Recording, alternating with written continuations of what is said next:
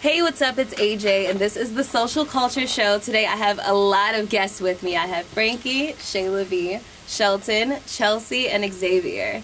So we're going to just start off by talking about a couple things. We're going to discuss social media versus real life. There's a lot of capping going on around here. And then we're also going to go into if sex ruins friendships. And finally, we'll talk about Nipsey Hussle and his death. So let's first start talking about Instagram versus real life, because I just feel like there's a lot of things going on. Now, it goes more toward you guys, but I'm going to try to keep it neutral, because I feel like guys just have, like, the worst, like... You guys have the upper hand, but it's terrible, in a sense. I mean, what do you guys think? Because, I mean, for real, like, you guys can, like, sit in front of a Ferrari, and it's rented, and live this extravagant life on Instagram, and we will have absolutely no clue that this is all a lie. However, females, we do it too. But we do it with, like, Facetune and, like, makeup and... Photoshop. That's true. That's how we trick y'all. But, Makeup tutorials. Look at you in person, don't even look like that. That's facts. Like, regardless, you gonna get exposed. Right. If you don't got the money and you go out there, you gonna see, like, this nigga broke. You can say that. You can curse yourself. You gonna see that, though. Yeah, and if you see her in person, you gonna be like, so you can't hide. Or she driving a Toyota, like a Matter of fact, one. matter of fact, you all got the upper hand. Let me tell you why. Sugar daddies. They don't even be seeing y'all. They be cashing y'all out. Yeah, I mean, They got special apps for it though too. he on to us. Like, He on to people. Like, what, y'all, what? That's crazy. I think you could tell though based off of somebody's character if that's the type of person that they are though. Like, cause you can hide like people. You can hide like so you speak like you can hide a sugar daddy so to speak. But I think you can't hide character. So like if you know someone to be someone who's like if you see them in real life and you have a chance to find out like what their values and morals are and you're like, oh, this person will do anything to either get to the bag or seem like they have the bag, then you know that it's probably not too far-fetched that they're going to be on the gram capping. But if you meet someone and you see that they probably have hella bread, you don't even know it. Like they might drive a nice joint and you never even seen it, and then when you see them pull up in real life, you're like, oh shit, like they never posted this car, you know what I mean, or something like that. Then you probably like, oh nah, they probably actually are like who they say they are, or you know what I'm saying, something like that. That's real. I respect it.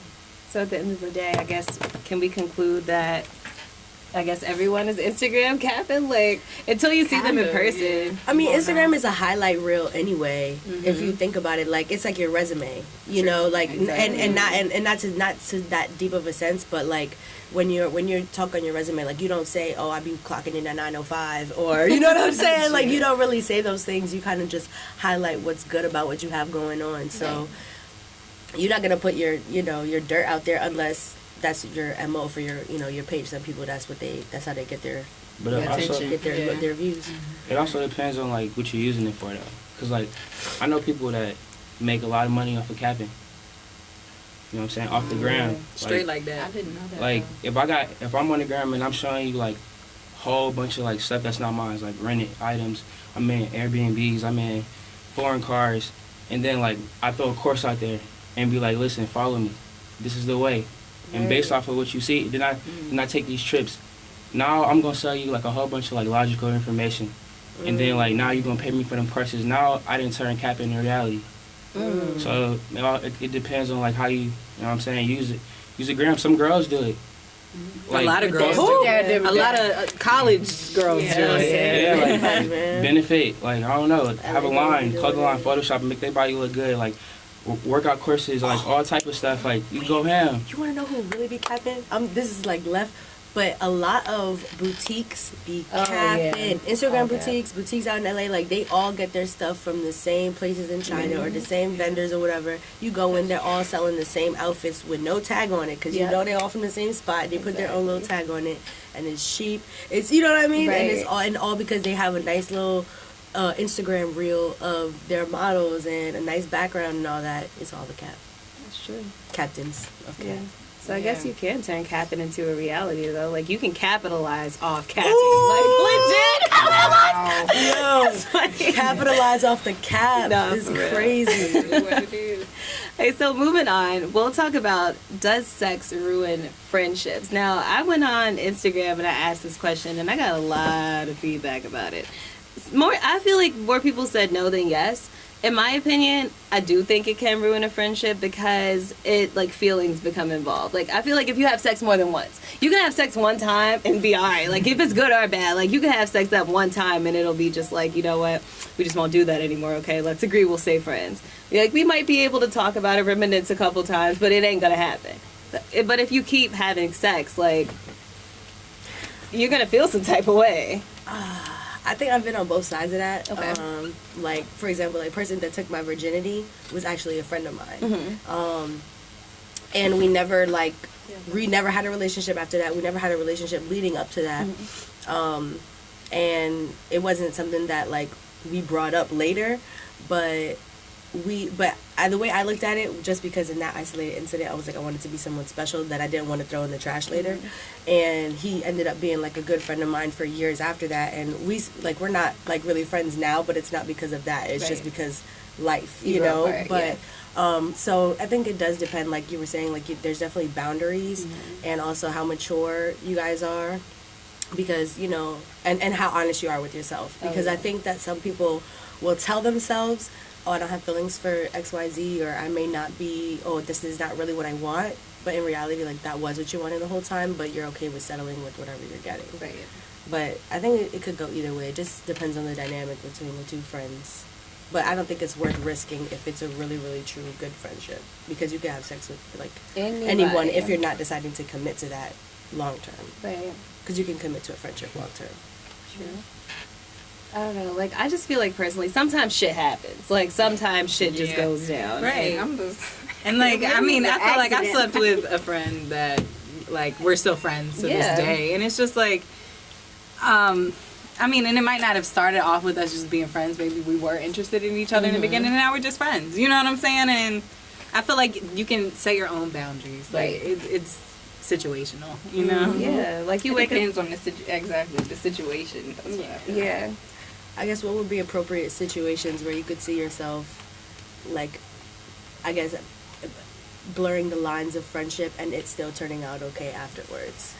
Ooh, I don't know, because I've never been in a situation where a guy was my friend and I kept on having sex with him and we just stayed friends. It doesn't go down like that. Because, like, somebody's going to get in their feelings. And guys, y'all always say, like, females get in your feelings first. They but, like, get in their feelings first. Thank you. They get every time. I feel like when females don't get it, like, when we don't get in our feelings, guys get in their feelings first. And then you're like, yo, like, why are you not, like, in your feelings? Like, are you not feeling me?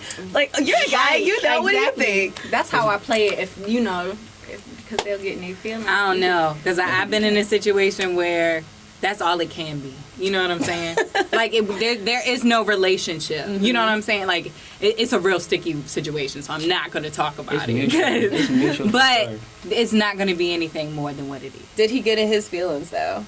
A little bit. Okay. And we both kind of got in our feelings a little bit, but we kind of just came to the agreement that, okay, well, if we want to sleep around with each other, we'll sleep around with each other. And I mean, that's it. That's what it's about. Like, we check up on each other. We're friends, and we talk about other things. But when we feel like getting it on, that's what we do. Respect. That's a good ass friendship. Like, what? Right. Okay, that's lit. That's like a rare instance for real. Yeah, like, but I mean, the situation that transpired that led it to be what it was is not a good situation, and it's not an unusual situation. It's kind of similar to like Nipsey Hussle and more type respect. shit. I got you. You know. Respect. Have you ever gotten in your feelings over a girl not getting feelings for you after you guys had sex? Nah, it's more so like my communication level would be high though. Okay. So it kind of depends on like, cause like you could look at it from your way. You can be like the dudes or the girls. I just say like in general, like if you my friend, based on all those reasons, I mean like I can do whatever I want with you. Like when I'm mad, I'm gonna talk to you, and then when I'm happy, you feel me? I'm gonna hit you up. So with that alone, like you already like mean something. Then you throw in like the sex. Now instantly shit awkward. Instantly it's awkward. Now it depends on like where you gonna take it now. Are we gonna like this happen but it didn't happen, or are we gonna continue doing this? Now if you continue doing it, only the certain you just trying to like tick and bomb, because that's gonna explode. If it's like a one-time thing and then like y'all had that like agreement and then y'all leave it alone, like then I could be like, you know, y'all could continue going on. Like, remember that time we did that bullshit? Yeah. You know what I'm saying? Like, it could be like that. So it kind of depends. Like, me personally, I just, like, we on the floor with it at the beginning. So, like, it's no changing. You know what I'm saying? Like, it's no changing. And I know, like, if I'm having sex with a person constantly, that eventually I'm going to have to reiterate this. Or it's going to, like, die out. And I'm cool with that. You know what I'm saying? Like, and I make sure that they cool with that. So it's never, like, no animosity, but it go either way, though. Right. And also, I think there's a level sometimes of vulnerability that you have with, like, either exclusive party, like somebody that you're sexual with or somebody that you're really close friends with, that sometimes when you, like, unless you're committing yourself to that person as in a relationship, it's hard when you're blurring both of those things together and expecting the other person to know how to deal with that. Right. Either if it's the girl or the guy. What do you think, Chelsea? Well, I think especially if you're, like, friends with somebody, you obviously have history. So you're going to know that person kind of well. Like, you're going to know how they act in certain situations, and it's going to be hard not to attach how you feel about how they did something with another situation, whether it's sex or money or music or whatever it is. It's always going to be, like, kind of like a ticking bomb, I feel like, for somebody. Yeah. But Like, then you have, like, good situations, too. So it's either, like, you guys know when you're doing music or podcasts or anything you're super passionate about, if you feel like something, like, comes in your way, and you're gonna just, like, be like, oh, that was that. Yeah. Like, So you feel like the word. sex could be the reason, like, to basically it could be be like an easy excuse, Right. to, like, be like, oh, we're not friends no more, or if you don't know how to. I see what you're saying. I feel that, though, because I know I've cut some people off, like, you know what, no, because you acting stupid because we fucked. You know what, it's all good. Don't even worry about it. We're not even friends anymore. Don't worry about it. I'll see you. If I see you, I might speak. I might not. But you just keep that secret. Like, yeah, so. But I think it kind of goes back to, like, what he said with boiling down to communication and setting, like, from the jump, even if you do end up, you know, doing whatever with that person, just saying, all right, look, even after touching base, like, yeah, I know we did that thing, but, you know, I really enjoy what we have here, you know what I'm saying, or whatever, or if this is something that we're going to do. I think it's all just communication. And setting boundaries. And I also think you can, like, love and care for a person and not necessarily have to be with them. I think that also teaches, like, another thing about love. You know what I'm saying? Love isn't always about possession. I don't need to have this person as my own to really still care about them, to still make sure that they're doing good, to make sure that, you know, that we're okay in each other's lives, and we catch up and we enjoy each other's company, you know? That's facts. That's real. So moving on to the Nipsey Hussle situation. Rest in peace. You know, he was just recently shot outside his store. And I feel like there's a lot of, like, clout chasing on the internet surrounding his death, especially, in my opinion, people who were not, like, in the process of his life. Like, during the time while he was alive, they weren't there. But I feel like there's a lot of things being said while, in, like, light of his death. And even, like, the whole Kodak Black situation, which we'll go into in a minute. I don't know how I feel about it, but I feel like there's also been a lot of clout chasing surrounding that. Because I don't like the way T.I. like jumped on Instagram where he could have called him, and Kodak Black did say that, like, you could have called me. And T.I., in my opinion, is like kind of like an OG in the hip hop game, so you should set a standard. And you shouldn't do that. Like, you know what I mean? Don't jump to the internet. But we'll start about the death, and then tell me what you guys' thoughts are about the whole Kodak Black situation.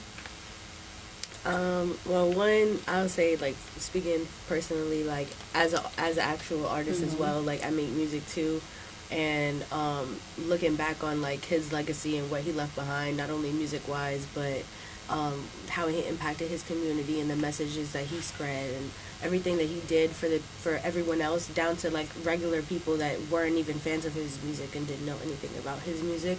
You know, I think it hurt everybody in a different way, and it definitely hurt me, you know, so I don't know if these are clout chasing, but I definitely got some, my nails for Nip. I'm not a crib or nothing, but, you know, but I definitely had to, like, show some type of homage. So I think it's hard when we feel attached to someone, whether it be as a fan or as a family member or whatever, because I know even when, like, loved ones of mine pass away and I see people posting and I'm like, bro, you don't even know this person, but you have to also give people their opportunities to grieve and their ways to get through whatever relationship they had with someone outside of you, because you can't really say how they impacted someone else's life. So I think with that aspect of it, you do have to be careful. But I do also see where you're coming from, where it's like, all right, you're not really showing love or paying homage in any kind of way. You're just kind of using his name as a buzzword for attention. And I think that's where it starts to get a little bit gross and disgusting, where it's like, I think Kodak in general, he's been doing this kind of stuff for a while. Like, even with the Young and May situation, like, he's been saying stuff that's just, like, to get attention and to bring a different type of light to him. And, you know, I think that it sucks because his music is actually, it's really good, and he actually has positive messages in his music as well. And I think that he's using this as a way to get more attention to that. But at the end of the day, like, it's not bringing the positive light to him because, you know, I just don't really think trolling is, obviously it's effective, but I just don't think it's authentic. And personally, I think sometimes people are also ignorant. You know, I think somebody should take him aside, not publicly, like you said, not on Instagram, but be like, yo, bro, like, you know you crossed the line, XYZ. And I don't think he was blatantly doing it because it looked like he was on a live or something and just talking with his voice. So he probably felt in a more comfortable setting. And I don't know if that, like, if that was something that, like, if he was high or, you know what I mean? Like, you don't know, but I just think it was insensitive for sure, but I don't know that everybody's clout chasing that might be bringing them up that's not related to him or doesn't have a personal relationship. But I do think that there's definitely some people out there that are wilding. Oh yeah, like it's going down. T.I., for example, that's just how I feel, because I just feel like he used that whole Kodak situation to clout chase, because I just feel like with it being such a sensitive topic, that's when you call somebody. You don't go on social media, you know, and get millions of views because you're checking him. But that's literally how people make money. Like, He's been calling everybody out through the gram. That You put could just them, call them. that are like, all right, here's a Brazilian market, you know, here's this market, here's that. That's part of like how they advertise and get views and stuff on all levels. Right, and those platforms are meant to like get people, how people are feeling and how like people want to be heard out. So it's like, it sucks that it's getting so much unnecessary press, because it's like, T.I., you really should not be saying anything about Nipsey, because like how I felt when my son's dad passed away was you don't say anything to me about mines, because I was with him every day. You know what I'm saying? We was in the trenches every day, living life, doing life together, and you don't have anything to do with me. You know what I'm saying? If somebody wanted to say anything about anything, it should have been Nipsey's people, and that's it. You know what I'm saying? Like, and that's just how I feel about it, because it's real personal. When you lose somebody, I feel like everybody on social media kind of makes it this press frenzy, and then after it's gone, it's just like you're lost without this person. And like, whether did that to and he's an or amazing not. person. And whether you're a celebrity or not. Like funeral. And it is rough. It's rough. Like, I out of nowhere, I had girls coming posting pictures of him in the bed with them. Never even knew that they existed, because he was with me every single day. It was like he was living a whole nother life, and I kind of had to accept it, raise my child on my own, and move on with my life. And your situation was on the news too, right? Right. So yeah, you gained a lot of like people in your business from that. Right, and it's overwhelming, and it's emotionally draining. Like, they don't realize what they do to people. It doesn't end. Because to the fact I see my sister like suffer like every day to this day from her losing her son's father, and that was like 3 years ago. Like 3 whole years. Like, I like cried for days forlorn, because I can only imagine like all these people, all these women, like it's the whole world, like,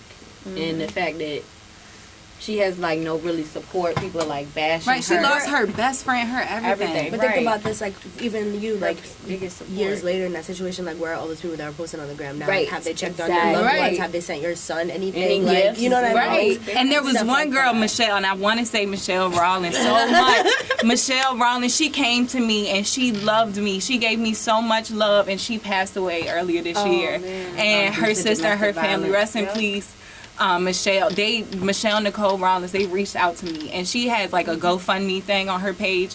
Look up Nicole Rawlins and donate, because she was a beautiful person. She was an active member in the mental health community. She came over, like she she stepped up, and it was so sad to see her kind of to lose her light in that way. And people throwing stuff out after she passed away. People I know never, like, you haven't seen her since elementary school. You know what I'm saying? Shut up, just shut up. Because I like, if I wouldn't have gotten so close to her after Kirk had passed away, because we weren't really friends, but we grew up together. Like, I known her since I was like 6 or 7, and she reached out to me. She was there for me. There was a time where they asked me to take them to the cemetery to show, because he didn't have a plaque on his gravesite, and they wanted me to show them. And we just sat out there and we vibed and we cried, and it like, that's the stuff that means the most. The support and the present. You know what I'm saying? And it's a hard place on social media to really feel supported. So I would advise that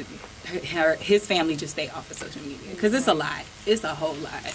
When I think about like Nipsey, I kind of just look at it like, in all situations, like, especially like on social media, like, you're not gonna be able to control, like, people's minds is like all over the place. Like, we would never be able to understand like why they do what they do.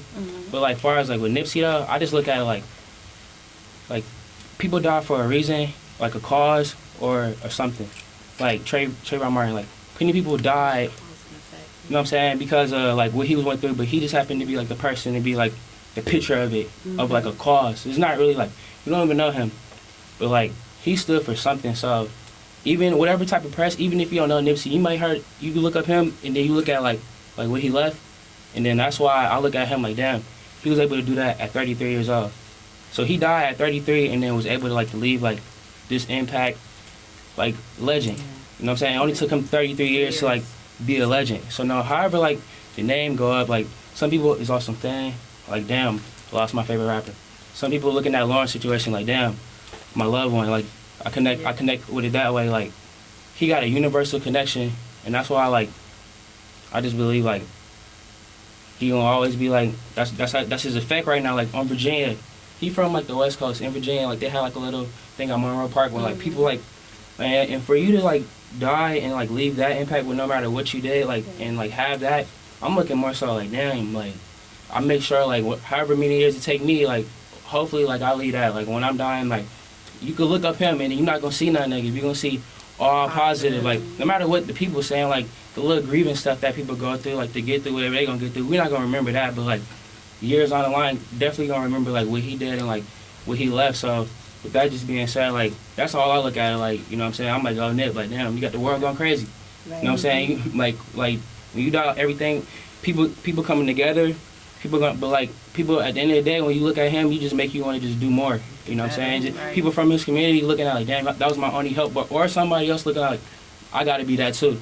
Right. And I was just, if you listen to his music, that's just the whole thing he was just trying to like preach, or his interviews. Be better than me. You know what I'm saying? Interviews, he preaching it like he said it like in motivational purposes, or if you want to have a business, you know what I'm saying? Yeah, Dr. Seth, like all type of stuff he brought light on it, and it only took him 33 years to, like, you know what I'm saying, do that. So I'm like, all right, you know, he did what he was supposed to do, regardless of like how it went down, like the details of like all the grimy stuff, like he's still a legend, and like that's what we should be on, basically. Yep. Well, guys, I'm going to say that's the end of the show. And everyone, go ahead and run down your social media so we can find you guys. Go ahead, start, Frankie. Mine is Young Grizzy on Instagram. Mine is The Shayla V. That's TheShayla V. That's on Instagram and Twitter. Okay. Mine is at I Love Turtles. It's ILUV_turtles with a Z. Ow. And you, Chelsea? So our Instagram is Vessel Worldwide. It's Vessel_worldwide, and you can also find us at vesselworldwide.com. And Action Jackson _15. And you guys know you can find me on social media at theajshow.tv. It's the social culture. Okay, guys, thank you everybody for coming. That was super dope. That was super cool. Yes. Yeah, and like Xavier, I didn't even expect you to talk this much. And you I was getting it. You was getting it. You spit some real shit. I ain't know what to say. Listen, I ain't even know you. I ain't know it was gonna be like in here on the spot. Boom, boom, boom. in the middle. Show. Hey, we're starting a show. Normally, this is how we normally do. Like, normally what I do is, I like Shelton came to like one of the longer ones. Yeah, that's on. And like normally they what was I'll do wilding on the last job. Yeah, they'll go ham. Like